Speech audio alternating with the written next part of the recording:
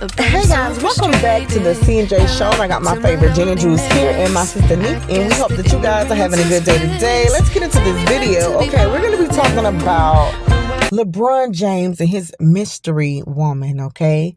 She want us to tell her if she was tripping. Do we see what she see that LeBron is looking at her and I guess paying for her to be that close to him, and this is all secretive. I don't know what she is doing. I really do not know.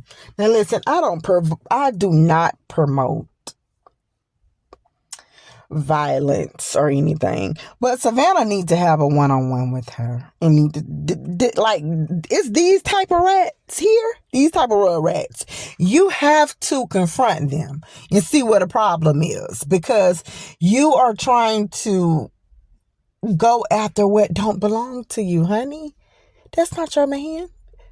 This is someone's husband. You don't think we all want our husbands, our significant others, to be billionaires and not have a record so far that nobody don't know if LeBron have cheated or did whatever, but from the looks of things in his record, he haven't got into any foolishness yet with nobody.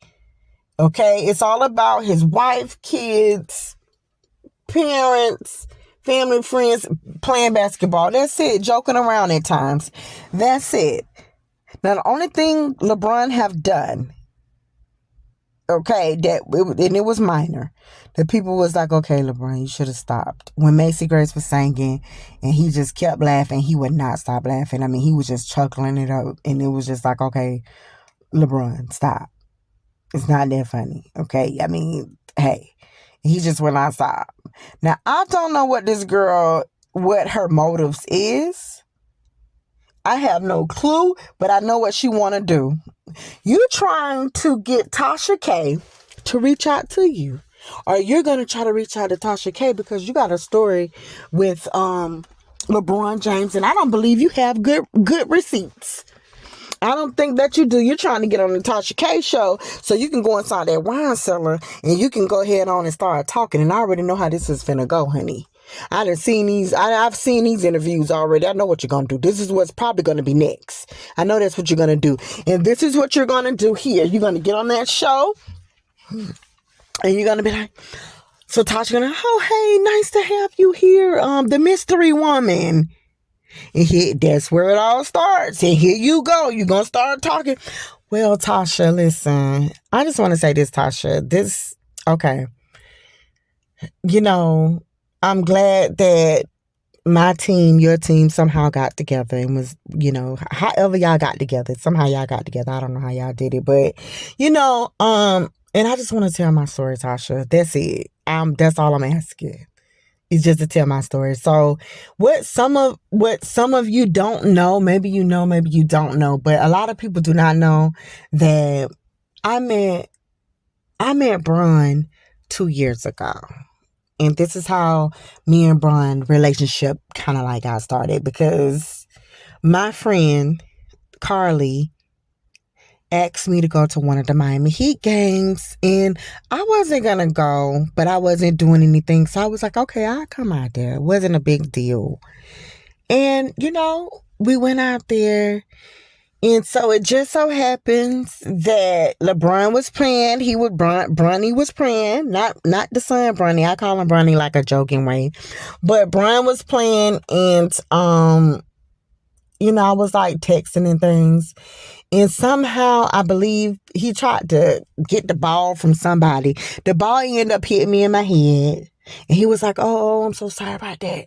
And he got back into the game. And so, you know, since then, me and Carly, my friend, we was leaving out of the stadium.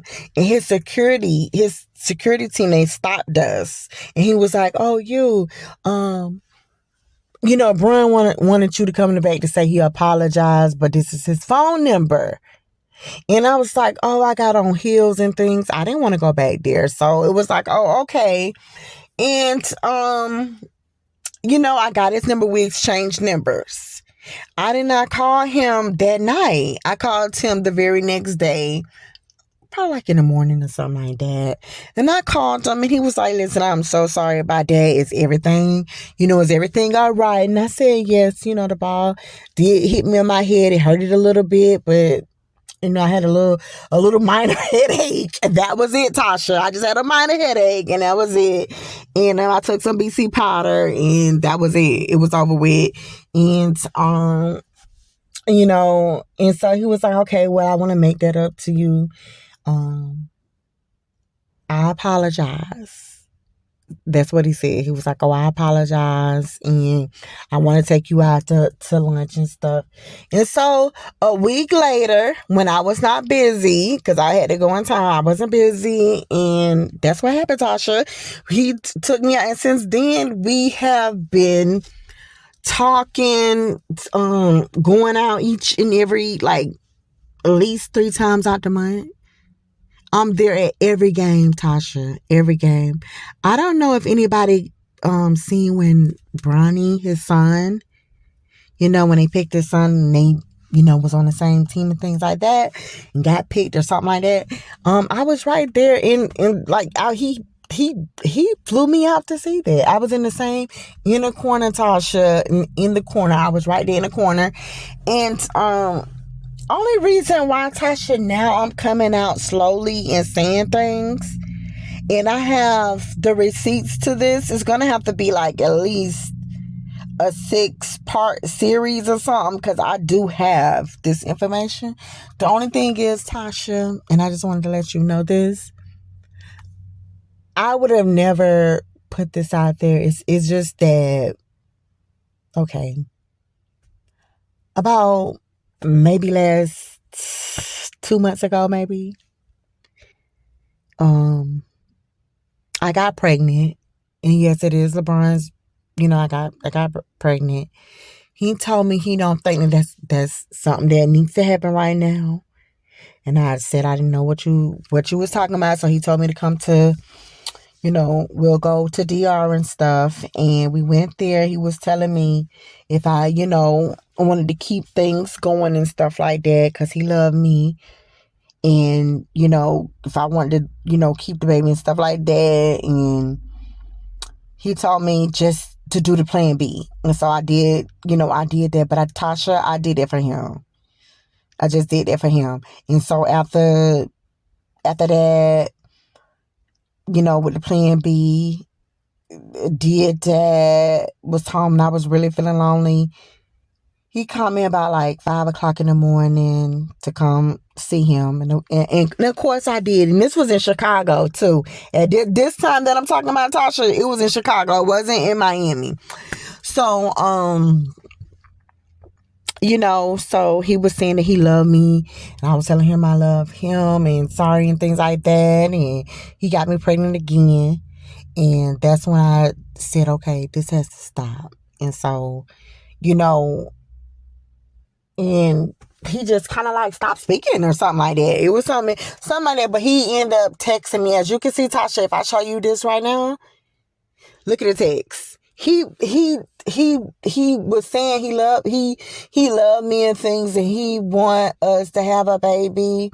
And if that's gonna be the case, just for like he don't want the baby to have his last name or something like that.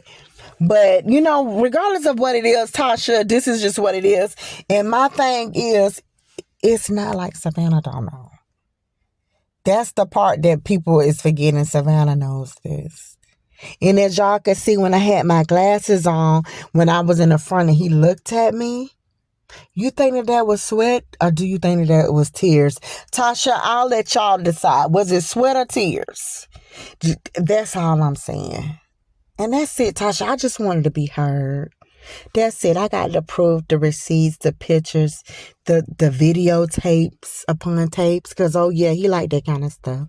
But, hey, that's just, And Bronny have seen us in the locker room talking and things like that. So he knows, too. But that's on everybody. Okay, so now that we didn't got that interview out the way, because that's what she wants to happen. On a more serious note, listen, I'm just gonna say this, okay, guys. I don't know what's going on with the world where people feel like it's a-okay to go after anybody that's in a relationship and that's married. What do you gain from this? I know that the Rugrats have their little meetings and they just like, okay, you know what, listen, now this is how we do it. We get dressed. We make sure we looking good, looking just, hot and fly as ever, ready to slay and kill them. And, we wait either, on their floor, or we wait by the cars. We some way we want to be seen and get their attention. Our goal is just to have sex with them and get some money and say that they got us pregnant. Hopefully we can get a child out of this thing so that we can be able to, at least for 18 more years, be able to have some type of money. Okay?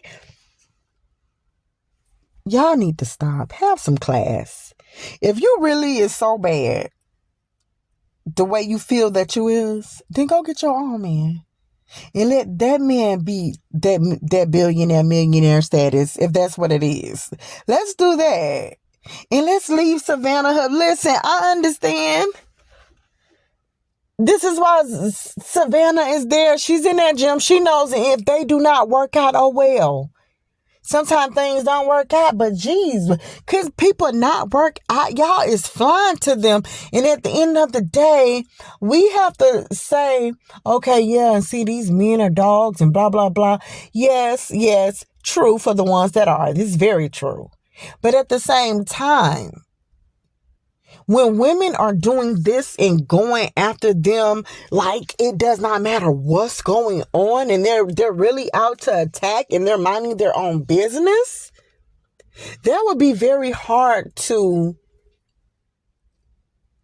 basically try to run away from this temptation when you're not even doing anything. You're just like at high risk. These men are literally having to run full speed. Almost like they need to be blind because these women and men are all over them doing any and everything to get them. Which is, it's crazy. I just don't get it. I ain't never want what nobody had. Ever.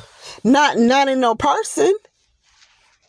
If you selling something and it's food or some materials or something like that, okay, hey, let me buy it and get it or whatever. I don't want your man because I know he don't want me. And if y'all marriage is not great, it's not because I broke it up or anything. It's because that's what y'all wasn't going to be working out anyways. I can wait until the divorce come and everybody then forgot about everybody. I don't understand what's going on. We see what's happening with Rashida and Kurt. Here it is, Jasmine and had the baby.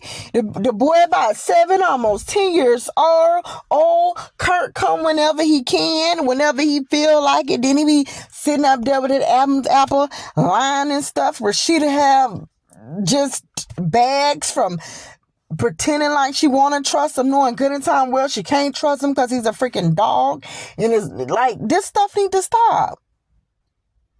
This needs to stop. And then on another serious note, I know that this has went viral. I know that LeBron James and Savannah had to see this. Y'all need to get some security, okay? When you see her, escort her out. Because it's crazy, and it kind of makes me wonder, did they already do this already? Because why does she have on this scarf like this, all wrapped around her head, and the glasses, like she's in the hat, like she don't want to be seen, like they already didn't seen her and told her to back up a little bit or something. Like that was odd, but on a just security level and awareness, they really do need to do something for protection, because this stuff is weird. There's so many fans that love just like, oh, I love this celebrity, and you love them so much that you end up doing something to harm them, and something end up going on. And I don't take this whole stalking thing like it's just not cute when you go over and beyond the Call of Duty. It looks crazy. Who knows what you're planning? Like, seriously, what if LeBron was to say, hey, how you doing? What if he did say, how you doing? And because you're so obsessed, you're going to take that how you doing to a whole nother level. She'll be the type to follow this man home and everything, just do the most. It's just crazy, guys. But listen, we're out. Make sure you like, comment, and subscribe. And let us know what you think about this crazy mess with this lady. And I don't think Savannah is worrying about it, because she knows it's a bunch of women trying to get at LeBron. But it's just the way that she came out and did this video. Very disrespectful, because they're married, honey. If I was Savannah, I'd be having a one-on-one with you and talking to you, because ain't nobody tell you to do that. We're out.